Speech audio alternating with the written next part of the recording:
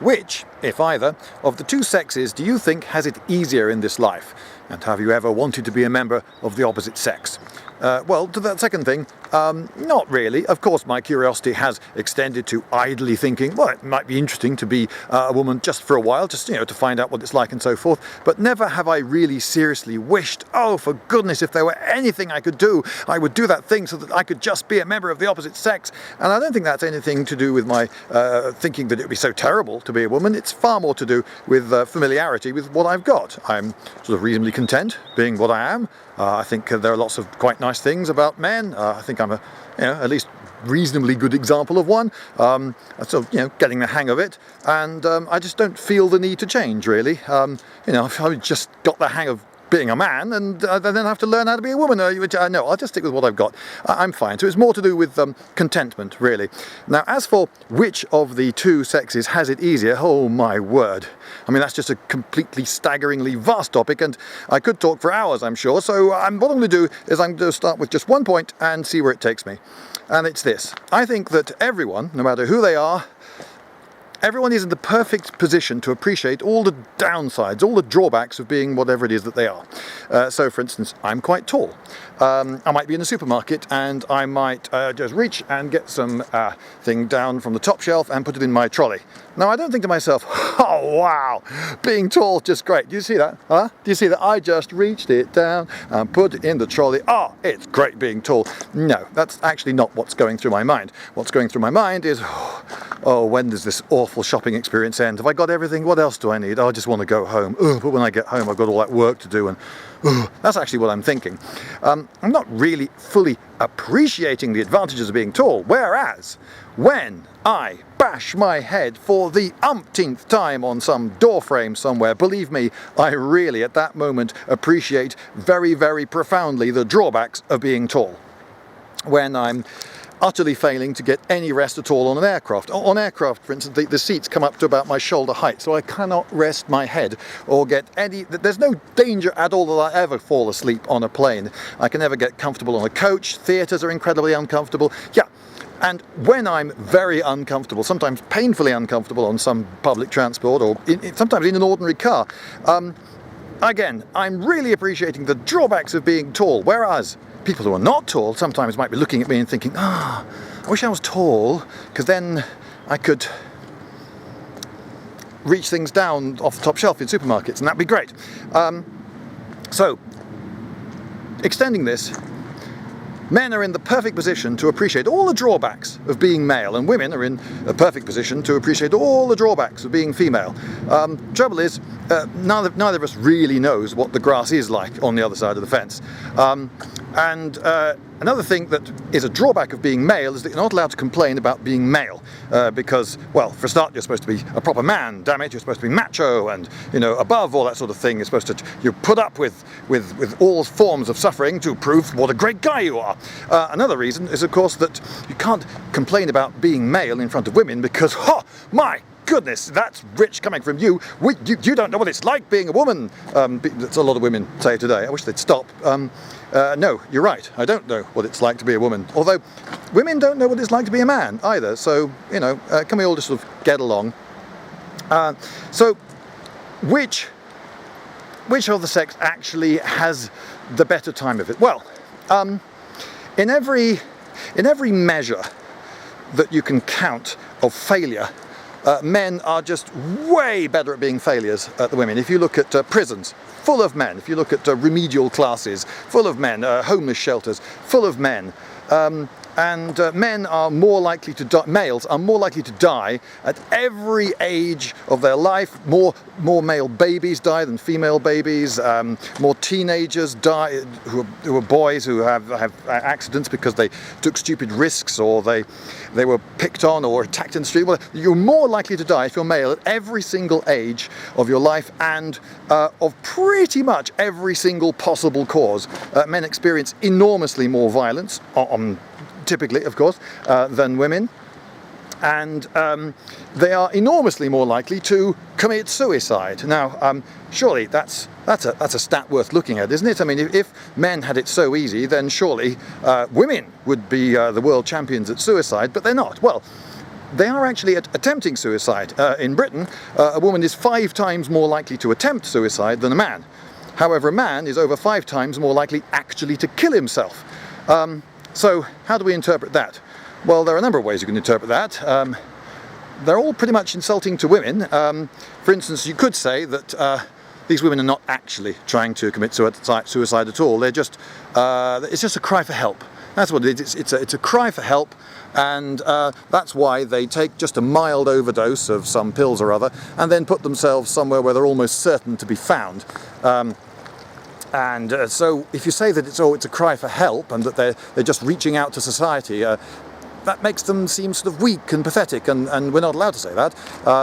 And yet, if you say, oh, well, no, it's not a cry for help, they are actually genuinely trying to commit suicide, they're just really amazingly incompetent at it, well, that's an insult to women again, isn't it? And as for the men being, incredibly brave and competent, well, they prove this by killing themselves. Although, is that so great? I mean, being the champions at killing themselves, that's, not actually an indicator that life's so blinking marvellous if you're male.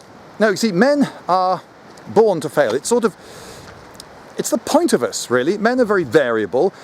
What you do is you have 2 sexes, and you make one lot very likely to survive, make them a bit risk-averse, and let the other lot be less risk-averse, and let them fight it out amongst themselves, be really competitive, and find out which of them has the best genes, and then breed from those. Now, breeding success. Breeding success is the biological measure of success. If an animal successfully breeds, it has succeeded. If it doesn't, it has failed. So in that case, women have it way easier than men, because historically about 40% of all the men who have ever lived have successfully bred, whereas 80% of all the women. Now, how do we know that? Well, there are many aspects to that estimate, but we can be pretty sure that one figure is double the other. So, for example, if you look at Y chromosomes and how much they vary, then you can compare this with mitochondria and how much they vary. See, mitochondria are inherited entirely through the female line, and Y chromosomes entirely through the male line. So the difference between the 2 variations shows you that, in fact, twice as many women have bred in the past as men. So, I mean, personally, there are many different estimates. It's ridiculous to think that 100% of women bred. But even if 100% of all the women who have ever lived successfully bred, which is impossible, then at the very most, half, 50% of all the men who ever lived. I'm bred. So I'm much more of a fan of the 80% figure for women, so that gives you 40% for men. That's not a very good success rate. Although, as for the would you like to be a member of the opposite sex thing, if I were to suddenly become a member of the opposite sex now, well, if I wanted to breed, I'd really have to get my skates on. That biological clock would be ticking a little bit scarily fast. Whereas an advantage of being male is that you sort of get two attempts at breeding. You get the attempt when you're young and taking all sorts of risks and showing off, being the teenage boy racer and the cool kid with the great hair and all the rest of it. And then maybe that's the way to get the girls. But you then get a second go. If you weren't sort of young and sexy, you can be older and reliable and perhaps influential and rich and a good provider and that sort of thing. And then, because the girls go for that as well.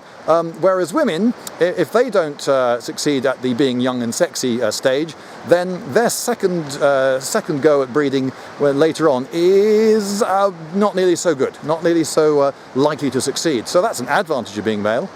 But if you do you remember there's questions where, what time would you live in the past? If you could live in any, and people say, oh, I lived in the medieval period. You'd say, oh, why? Oh, well, I'd be a king and I'd have all these servants and it'd be great. Oh, no, wait a minute. You don't get to choose to be king. So if I were to choose to be a woman, I don't choose to be what sort of woman. I'm submitting to the draft. So a lot of guys, they really wish they were a woman because they see that women who are good looking, they have it so easy. Everyone does everything for them and wants to be with them and so forth. And they really are jealous of the attractiveness of attractive women. But hang on, you don't get to choose. If you just decide, right, I'm going to be a woman, you don't get to choose to be an attractive woman. Maybe you'll be an attractive woman, but maybe you won't. And what's it like being a not very attractive woman? possibly worse than being a not very attractive guy. Although, bearing in mind the 40–80% statistics that I mentioned earlier, maybe not so. According to the Kinsey report, less attractive women were actually getting really quite remarkable and surprising amounts of sex, whereas unattractive men, yeah, there was no surprise in the result there. So actually, it does seem at the moment, for what I'm saying, that things are going women's way. But hell, I mean, I can open jam jars, which is great. I've got this bass voice, which I think I prefer. It's better for voiceovers, I think, usually. So, as I say, I'm content being male. The two sexes have very different times of it. Biologically, men have it different, you see. There is this annoying and ridiculous idea that the world is run by men for men. No, it isn't. Most decisions that affect other people are made by women. My entire childhood I was under the command of women school teachers and being told to obey them all the time, and you had to be nice to women for this, that and the other reason. You had to give them all sorts of extra considerations, and meanwhile you had to be really competitive with the other boys, and mothers and households are run by women all around the world. So in terms of day-to-day ordinary decisions, most of the world is run by women for families, for children. I wouldn't say that they run it for themselves, but the idea that the world is run by men has something to it, because if you think about it, the men are the people at the really, really top. Most presidents and kings and monarchs and, well, of course, all kings. Most monarchs and people who are really, really powerful, the CEOs of big companies and so forth. Yeah, the really big, powerful, rich, influential people who deal in vast amounts of money and influence the lives of millions of people at a stroke. They're mainly men, aren't they? Well, yes, they are. But the notion that they are running the world for other men is completely ridiculous. No, they're not. They're running the world for themselves. What's the point of being powerful if you don't run it for yourself and your own family or your own access to women? Oh yeah, you want to get all if you're the caveman who's the head of the tribe. Well, what's the point of being that? Why have men evolved to want to be in the lead? Well, it's because they got more access to women that way. So, no, you don't. When you get into power, you are a man running the world, but not for other men. No. When you're in control, you want to send those other guys down the mines and onto the oil rigs and so forth, to get them to risk their lives doing all the dirty work and taking all the risks and fighting all the wars and so forth, and then you get all the glory. Yeah, you're not, as a man in control, you're not running the world for other men. That's completely stupid. So, I want to knock that one on the head. The idea that the world is run by men for men. No, it isn't. I suppose I should try to round this up now. So what can I say? Being male has its pros and cons. Yes, a lot of the very, very top of the tree, a lot of the top surgeons, the top in schools, for instance, headmasters. Even though most teachers are women, at least in Britain, most headmasters are male. And you could say, right, so they've made it to the very top. Yeah, but also look at the bottom. At the very, very bottom, men utterly dominate, and no one seems to care. No one seems to care that most tramps are male. Well, why is that? Well, it's okay to fail. We don't care. We're actually biologically programmed to not care whether men fail. That's their process. That's their purpose. We experimentally put all these genes into half the population, most of whom are not going to breed anyway, and we breed from the best ones, the top 40%. The other 60% are doing humanity a favour by taking themselves out of the breeding pool. So we are biologically programmed not to care that most tramps are male. So most prisons are full of men. So what? They're criminals. They deserve to be there. The fact that they were driven to being criminals and that they were so incompetent that they got caught, what the hell? That doesn't matter. That's just proof that they should be there. No one cares. No one is fighting for equality in prisons. It's a great problem. I've not heard anyone say that there are just not enough women in prisons. We want 50-50 women in prisons so we have perfect parity with men because, that's equality. Well, no one's fighting that fight. No one cares about the men at the bottom of the heap, and as far as I can tell, no one ever will, unless humanity changes really quite markedly.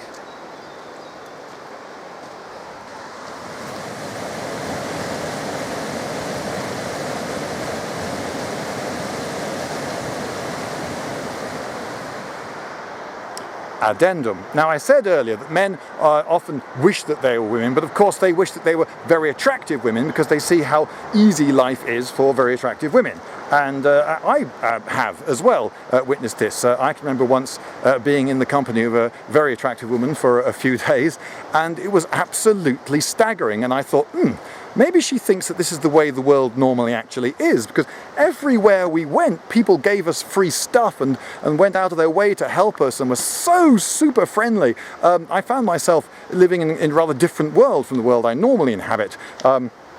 And when a man witnesses that, he thinks, wow, it must be fantastic being a very attractive woman. Well, yeah, but